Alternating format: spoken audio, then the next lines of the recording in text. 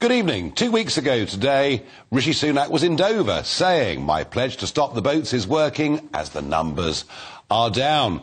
I made the point that was because of a northeasterly wind and nothing to do with any policies that have thus far been put in place. And so last Monday, I went back into the channel, and we were the first broadcast media outlet to go back into the channel this year, and we took footage which we showed to you. Well, the result of all of this is that 3,000 people have crossed the channel over the course of the last 10 days. And from Wednesday of this week onwards, it's going to be flat calm for perhaps up to a week. So we can expect another 2, 3, 4,000 to come over that period of time.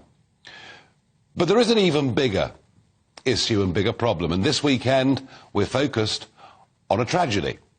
And that is a migrant boat coming across the Mediterranean has sunk. It is suspected that up to 500 people are dead or missing. 100 of them children or infants. And it's really, I think, taken some big headlines over the course of this weekend to make people think, well, this is awful, it's terrible, and the blame game is going on. Did the Greek Coast Guard do enough?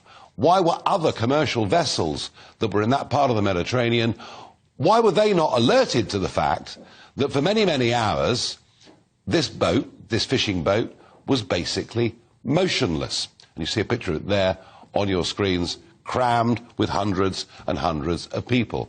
So there is a very big blame game going on, but I think they're all wrong. And bear in mind that those that cross the English Channel nearly always are those that previously have crossed the Mediterranean. But I think to blame the Greeks is crazy and it's wrong. I'll tell you where the blame lies. In 2015, when the first boats started crossing the Mediterranean, Jean-Claude Juncker, who was in charge of the European Commission, put in place the EU's refugee and asylum plans. They basically said that anyone that sets foot on EU soil could stay. And I said at the time, and I said it again and again in speeches in the European Parliament, if you allow this policy to go forward from here, there will be millions of people that come, and I said many, many people will die as a result. Well, since all of that started and the first boat started to arrive in 2014, it is estimated, and wait for this, it is estimated that 27,000 people have drowned in the Mediterranean. That is a truly horrendous figure. And it puts the 500 that have been lost over the course of this weekend into, I think, some sort of context. The main reason people are moving across the Med is because they're coming from poorer countries to rich countries.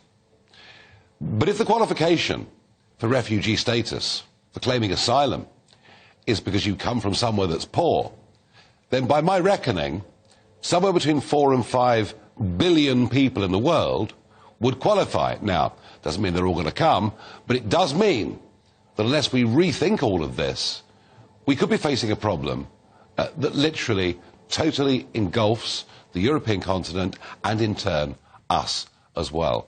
So is mass migration an inevitability? Give me your thoughts. Farage@gbnews.com, because this is a major, major international issue. My feeling is that the richer European countries simply can't take unlimited numbers of people. And we have to get to a point, and we've seen some of this, where the Greeks have been doing pushback, and in Italy, some people have been arrested, put in handcuffs, and sent back to North Africa.